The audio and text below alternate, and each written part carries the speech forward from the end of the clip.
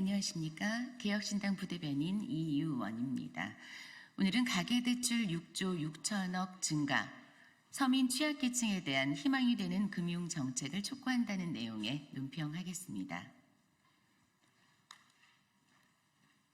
금융권 가계대출 증가세가 지난달에 다시 확대됐습니다.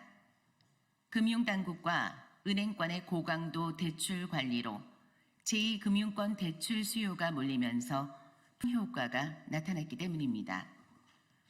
금융위원회와 금융감독원이 어제 발표한 2024년 10월 중 가계대출 동향에 따르면 지난달 전 금융권 가계대출은 전월 대비 6조 6천억 원이 증가했습니다.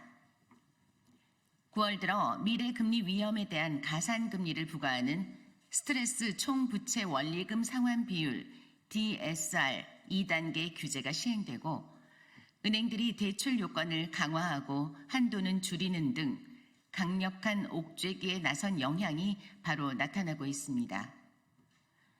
이로 인해 은행권에서 제2금융권으로 대출 수요가 옮겨가는 풍선 효과 영향으로 가계대출 증가폭은 한 달 만에 다시 확대됐습니다. 이는 예견된 결과로 당국의 정책 혼선이 자초한 측면이 크다고 볼 수 있습니다.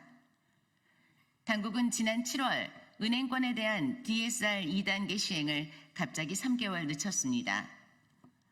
또한 국토교통부의 디딤돌 대출 등은 9월까지 30조 원 증가하는 동안 금융위원회 보금자리 대출은 오히려 16조 원 감소했습니다.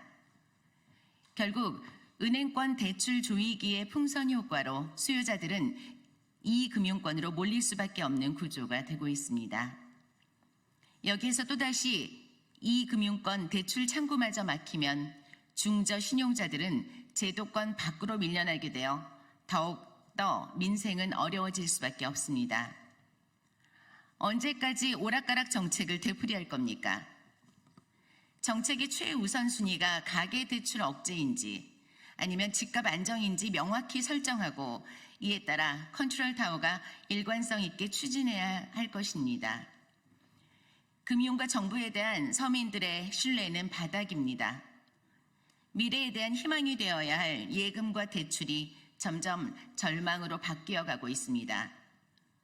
개혁신당은 서민 취약계층에 대한 대출 문턱을 낮추고 국민에게 미래와 희망을 주는 금융정책들을 시급히 세워주길 금융당국에 촉구합니다.